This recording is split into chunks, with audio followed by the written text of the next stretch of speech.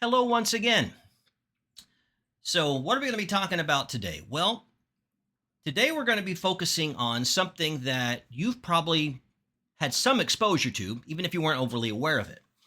And that is the interplay between intercultural communication and education. Something that, again, you watching this, unless you have found it online or probably in a class, you've had some exposure to.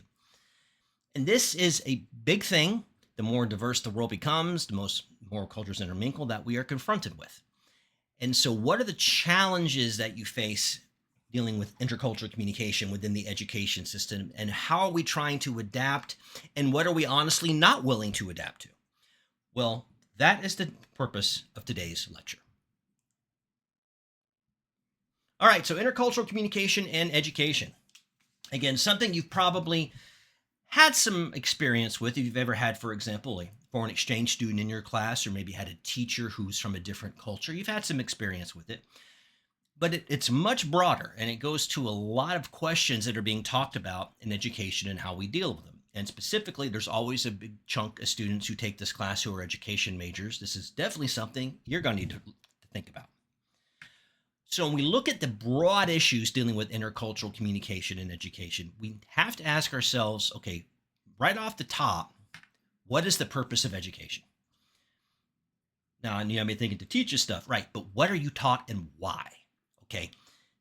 Now, we all can understand the basics, like it is there to teach us reading, writing, and arithmetic, as the old saying goes. But other things play into it as well, because you see, education and formal education systems are a big thing that shape our worldview and how we see things and how we learn. Because a big thing that always goes into education in the curriculum development is this idea of how it acculturates people into a culture.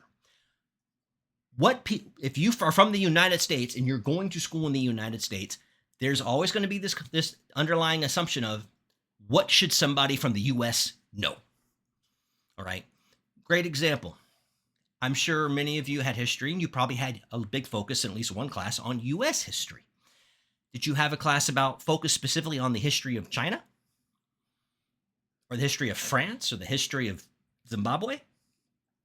Now, you may have had European history, but was it drilled down and as focused? You might have had a section dealing with the Aztecs, but did you have anything massive?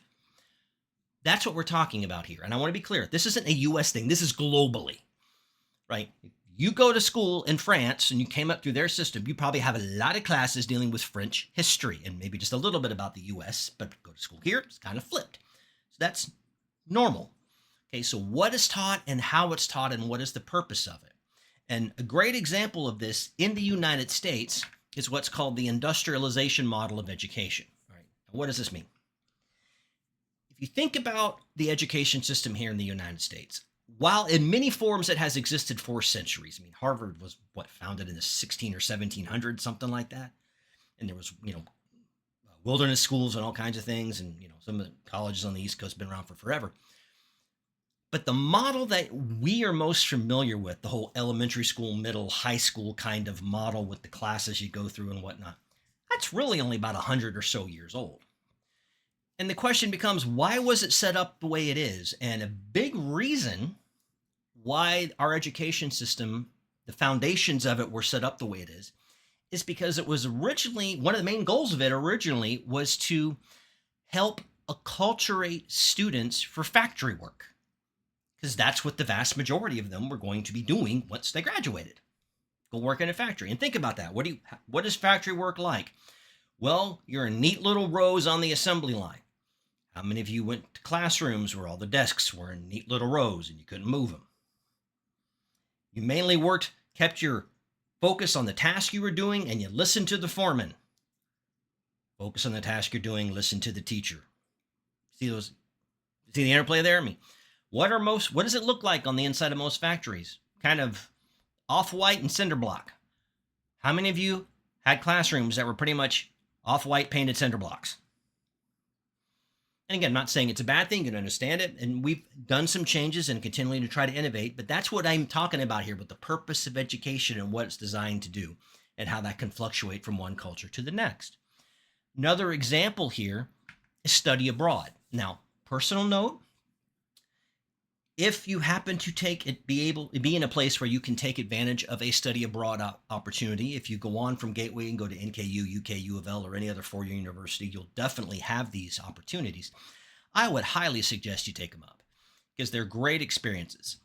I personally didn't do a study abroad trip when I was in my undergrad, but I did when I was in the Marines because I was in several countries and I went to school there. So kind of had a similar type experience. But they're great ways to learn things that have a lot of context to it. There's just something about learning about the Tower of London while you're at the Tower of London, or learning about the Aztecs while you're at an Aztec site. Or in my case, learning about the Ryukyu Island Emperor and taking a class field trip to the castle there in Okinawa where the Ryukyu Emperor sat. Gives you a lot of context and things. But the issue you're often confronted with these programs is not only selling to students, but also to administration, that this isn't just a trip. We're not all just taking a trip to England and we're just go and, we'll spend 99% of the time just being in England, having fun, and 1% just doing something, okay? Students got to understand it's a real class. It's going to have responsibilities, and you have to assure that to administration, or else why are we doing it? So these are all some broad things you need to take into account. You also need to take into account some intercultural factors in the educational setting itself. And a big one of these is, what is the role of teachers and students? Okay, is it authoritarian? Is it more cooperative? Kind of give and take. How does that play out? And this can definitely be something that can be off-putting if you're not used to it. Mentor of mine, I've mentioned him before. His name's Dr. Frank Millar. He passed away several years ago, but he taught on a teacher exchange program when he was at the University of Wyoming. He taught at a college in Japan for a year, and they sent one of their people over to Wyoming to teach for a year.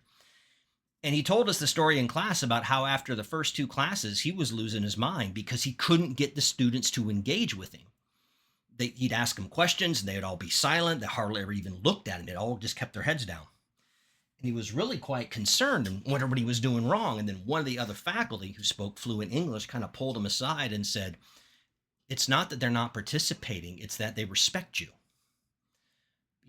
In their mind, this is kind of the equivalent to the sensei-student relationship, and you respect your sensei. You don't talk back to your sensei. You listen to the wisdom they have to give. So that's why they weren't looking at him or saying anything. They thought, it's not my place. This is the master. I'm the student. My job is to be here and learn and to shut up and let them give the information. And so he talked about how he had to do a lot of pulling to kind of assure them it was okay before they began to speak up. And how does this affect different learning styles? Something we're always taught about in the US is, the difference between the different learning styles and to incorporate them. But there's other places where that's not as big of a thing. It's like, this is how we teach. If this doesn't work for you, that's a sign for us that you don't belong here. We need janitors just as much as everybody else. Okay. And also this goes into classroom dynamics dealing with, for example, like how you grade, which gets this idea of grading and power. Okay, there's definitely a power relationship between the instructor and students in any environment because the instructor gives grades. But how those grades work can definitely be a byproduct of culture. And I'll give you an example. Okay. When I was in my PhD program at Louisiana State University, I was taking a business class in executive leadership and management. It was a very, very challenging class. And one of the reasons why is the teacher firmly believed that this percentage should get A's, this percentage should get B's, this percentage should get C's, D's, and F's. Okay. And so he used and was very open about it and said, if you don't want to do this, that's fine. You don't have to take my class. He used competitive grading. And his logic for it was, this is a business class. Businesses are competitive.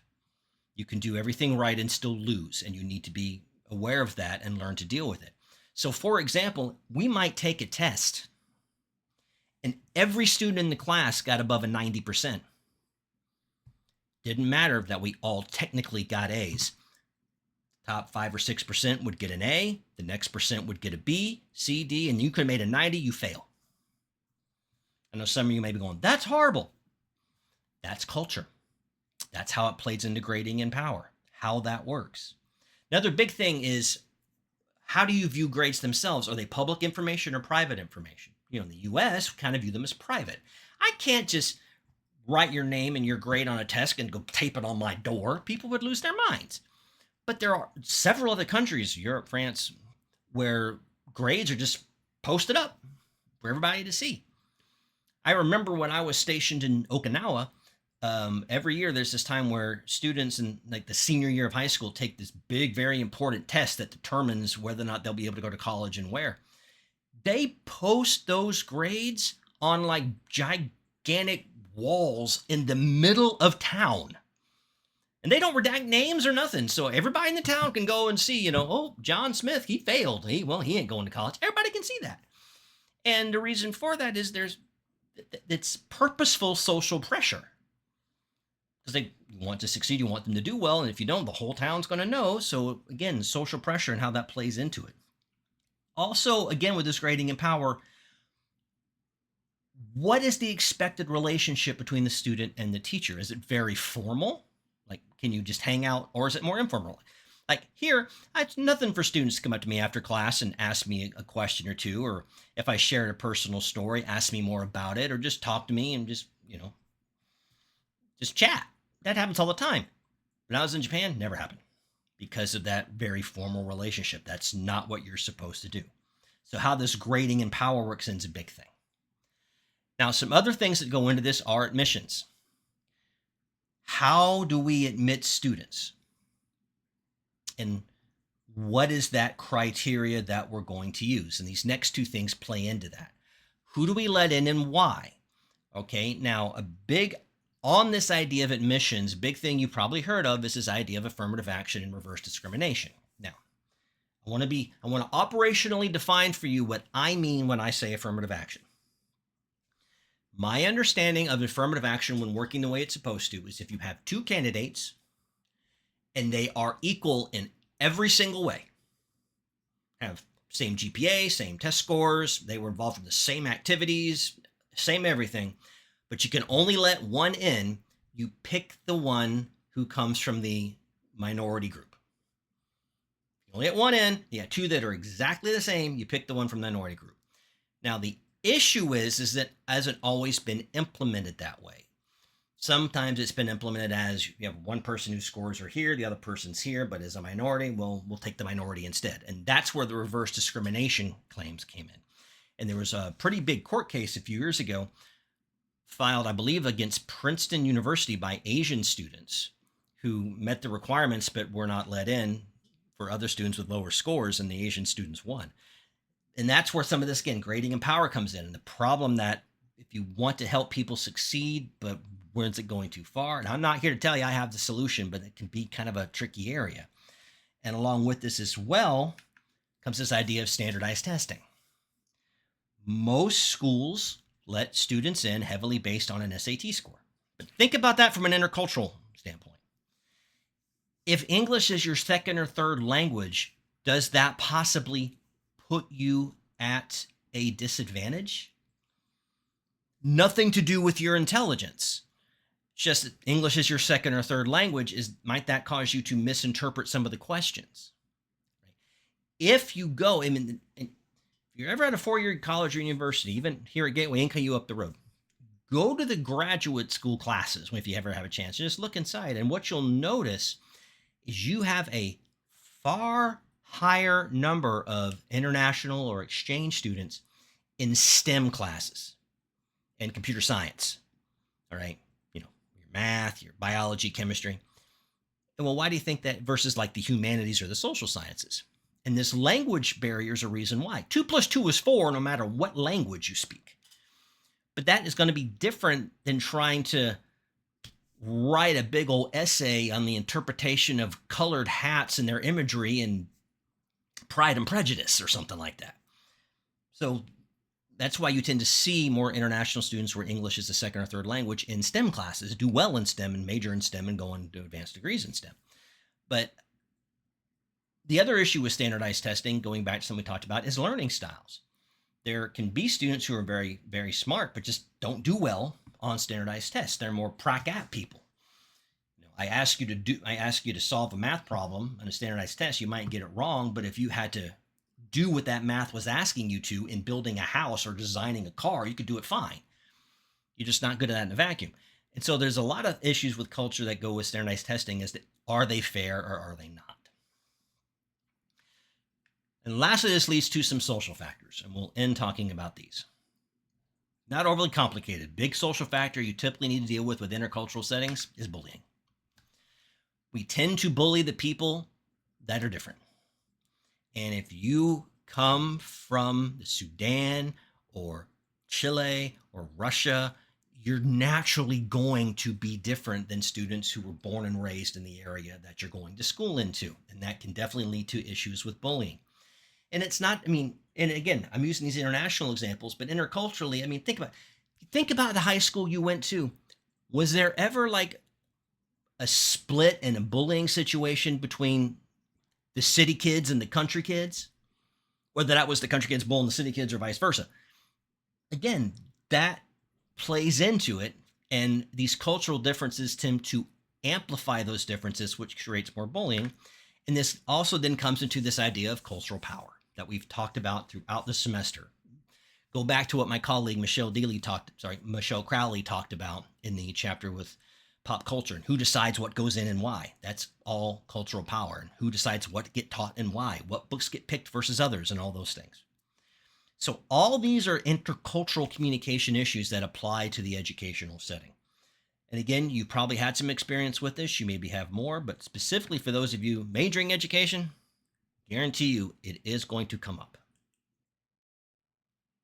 So as I said before, hope you got something out of this. I hope you got a better understanding of why intercultural communication is now and continues to be a big deal, and will even be a bigger deal going forward as we become more diverse, as we try to have more globalized economy, as people come together more.